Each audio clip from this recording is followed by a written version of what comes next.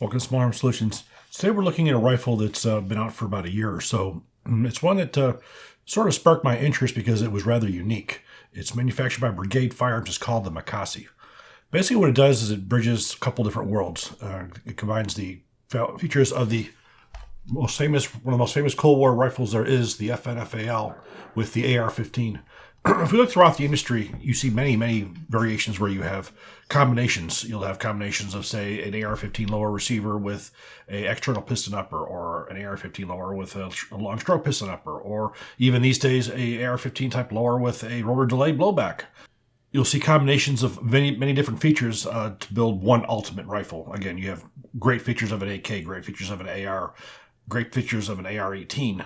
All those can come in and combine into one. Well, this is the first time I've ever seen somebody take a FAL type rifle and try to modernize that with some AR-15 type features as well to build a hybrid rifle.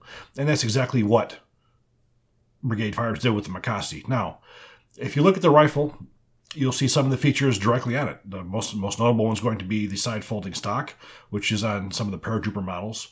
Which is nice about this one is this has got a 1913 rail on the back where you can put any stock that you want. But again, to keep with the FAL, you have the side folding stock. You have the upper and lower receiver of the FAL, because if you look, you have a lever on the side here of the FAL, which breaks open the receiver. You have an ambidextrous lever on here that does the exact same thing, the same way that the FAL does. The other thing that you're going to notice when we take a look at this is you're going to have the FAL side folding charging handle. Now, the basic features on here, such as the trigger mechanism, the bolt release, the magazine release, and the safety, are more of that of the AR-15, which is far more compatible. Bolt assembly, this is using a different kind of a locking mechanism. Barrel's different. You do have an adjustable gas block on the Makasi, but it's only 2 positions versus multi-position of that of the FAL. So again, you're looking at both rifles and you're seeing some of the heritage. What we're going to do is we're going to go through this rifle completely, and we're going to show where I feel that each of these different features have come from. So let's take a quick look right now at the Makasi. So we're going to start going, we're going to go back to front here. We're going to take a look at all the different features on here. Now, we're going to go through features first. FAL features. Basically what I see of a FAL is the upper and lower receiver, again, basically being the way that this opens up, just like that of a FAL. We have the magazine well, longer on this side, shorter on this side. Basically what that was is to speed up loading by sliding it over and sliding it in. It works decently. Not something I ever would probably train with, but it definitely is a feature that was carried over. Again, left side charging handle. And again, the side folding stock. Now that's basically where I see the FAL part of this. Now when we get into AR-15, on the other hand, we're looking at a lot more, I think, from the AR-15. You're looking at the barrel and barrel extension. When we take this apart, you're going to see this is a standard M4 type barrel with a barrel extension, an AR-15 bolt. You'll see an AR-15 firing pin, retaining pin, cam pin, and firing pin. In the lower receiver, you're going to see an AR-15 fire control group, hammer, trigger, disconnector. And this, as well as a selector, you're going to have the bolt catch. And you're also going to have magazine. This takes standard Stanag magazines rather than a proprietary rifle. And also you see an M-lock handguard, which is also a more modern feature. Now there are some AR-18 features on here as well we're going to see. That's going to be your gas system. This gas system is nearly identical to that of the AR-18 with some modifications. Major modification is going to be the ability to adjust your gas settings from suppressed to unsuppressed. So that's sort of where I really see this rifle sitting. Is this a FAL at home? Absolutely not. Is this a FNC at home? No, it's not. I don't see any rifle that this was specifically copied after. I see this is basically a rifle that they meshed up a lot of different features to build a rifle, which just has a little bit more of that of the FAL type appearance and feel to it. So let's go through it piece by piece. Again, stock. We have a side folding stock, paratrooper type stock. And again, looking at the back, you're going to see this is put onto a 1913 rail. So you could take any kind of a stock assembly that attaches to a 1913 type rail. For instance, any type of a stock that would go, say, on an MCX or an MPX, they would fit on here as well. Your upper and lower receiver, again, a little somewhat resemblance of a FAL, but not more so of an AR-15. These are billet 775 T6 aircraft aluminum. It's clear-coated to a black armor finish. We can see our little Makasi logo here. Makasi is basically looks like a large water buffalo, so that's what they got on here. Anyways, you have an injection port cover of that of an AR-15 upside down. Again, this has got an optic on it, so that sort of prevents it from going all the way up. However, this fully clear without any problem for as far as function is concerned. You have continuous 1913 rail on top, and you have Magpul's latest backup sights on here as well, folding backup sights. Handguard. You have a M-lock handguard, which is, of course, very, very modern. Sits up relatively high, and you're going to see when we take this apart, you're going to be able to see the gas system. Barrel 150 chromoly vanadium, 1 7-inch twist. We have a resemblance of an AR-18 type three-prong flash suppressor on here. Right side, we have safety, 45-degree angle safety, standard magazine release, AR-15 type. We're going to flip it over. Again, we can see our charging handle. We can see our ping pong paddle bolt catch. This is one of the things that sort of doesn't really go well with the rifles, because in order to actuate the bolt catch without the magazine in it, you're literally going to have to take your right hand, push a lower portion of the bolt catch, and then pull your charging handle to the rear, not reciprocating charging handle to the rear. But again, on the left, you're going to see a standard bolt catch, safety, and your magazine release. The pistol grip, a little bit different for me. I'm probably more of a Myad type fan. It feels a little weird to me. Indigo trigger guard, manufactured into the lower receiver. So let's start taking this apart and see what goes on the inside. So again, like a FAL, push in the lower portion, and that breaks open the receiver. You have a front pivot pin that you can remove to separate the upper and lower receiver.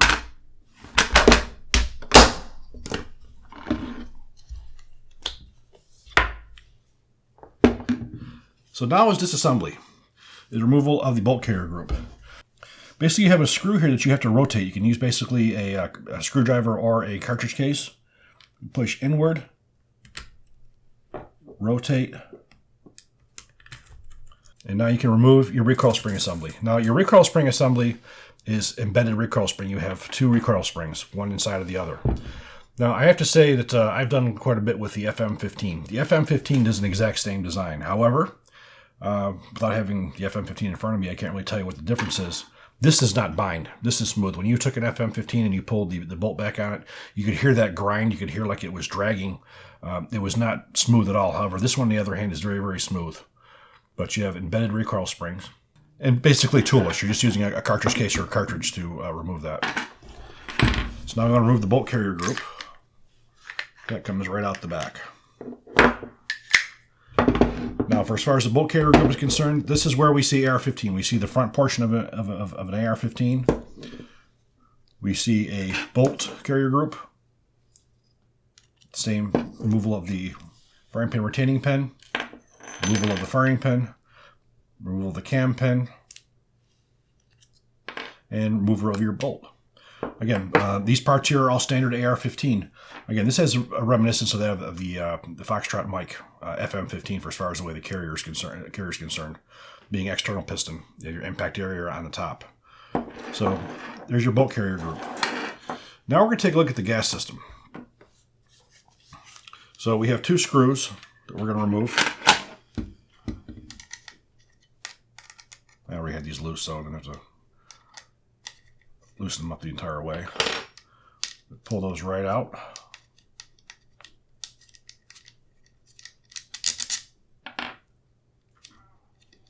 Now, this is not necessary for routine maintenance. It is necessary if you want to change your gas setting.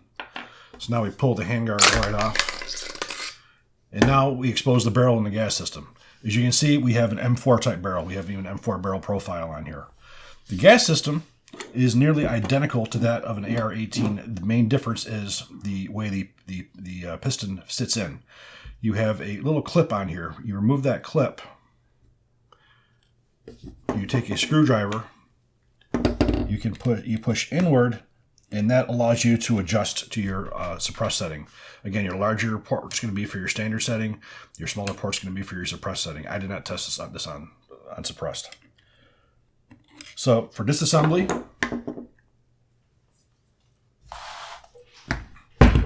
it's a 3-piece system. Pull rearward. That intermediate part drops out.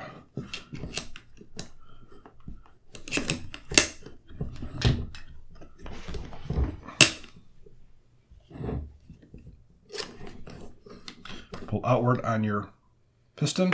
You have your spigot, your operating rod, and recoil spring. Now, once you remove this clip, you can remove your gas valve right from the front. And if you notice on here, you have your larger hole for normal setting, and you have your smaller port for suppressed. Again, we didn't do any testing on suppressed, so it was left the way that it was. So for as far as the gas block is concerned, this is going to be drilled and pinned, which is what you would need for any kind of an external piston type rifle. So standard M4 barrel, but you have to have this in the proper location, drilled and pinned for it to work. As you can see, this is basically a carbine length type gas system. So reassembly, very simple. You're going to start by sliding your gas valve in. Make sure it's in the lock position. Again, with it being vertical, this is going to be in the proper position for normal ammunition. You're going to take your operating rod and recoil spring, insert it into the receiver. Pull this back all the way. Insert your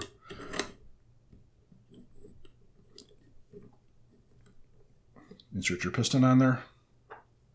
Now you're going to take your intermediate rod, install it. There you go. Now you have to make sure you put your locking spring back on there. It prevents that from moving.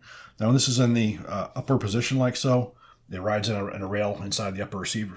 It rides the rail inside the upper of the handguard, so it's not going to move. You're not going to lose it. Slide your handguard right back on there. Reinstall your screws. And as you can see, the only time you need to really take this thing apart for the most part is just when you want to change your gas settings. I mean, of course, after a while, you're going to want to clean, no matter whether it's external piston or internal piston, you do want to clean and get that carbon. You will find if you fire several hundred rounds, you try to adjust that, you could definitely have carbon freeze on there. So that's another reason why you always want to keep these things cleaned, is in case you do have to change that. If that's carbon froze, you're going to have a really hard time unless you have a big screwdriver with a lot of leverage to get that to move. And just lock like so. Again, putting your bolt carrier group back together. Again, standard M16 M4 bolt carrier, standard components, so you don't have to worry about proprietary components for your major wear components, which is one of the nice things. This is very much a proprietary rifle, but the parts that you have are on the higher level compatible with any M16 or M4, which is definitely a good idea for as far as longevity. Say this company was to go out of business tomorrow, and you had one of their rifles, you're pretty much going to be able to keep this rifle running. Reinstall your frame pin, retaining pin. For as far as spare parts is concerned, the parts that I would have on hand having a rifle like this would be your entire recoil spring assembly and probably some maybe part of your gas system up front there. Because again, the rest of this you're going to be able to keep running with these standard components. To reinstall your bolt carrier group, drop it in like so. You're going to drop in your recoil spring assembly.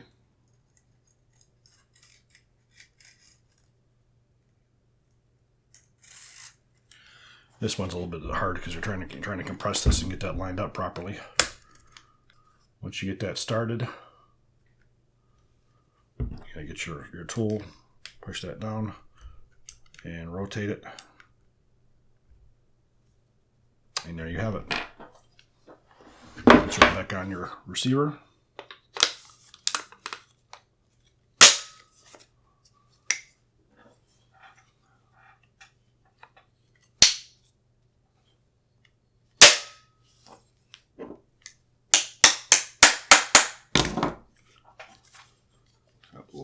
This is very new, so it was very tight.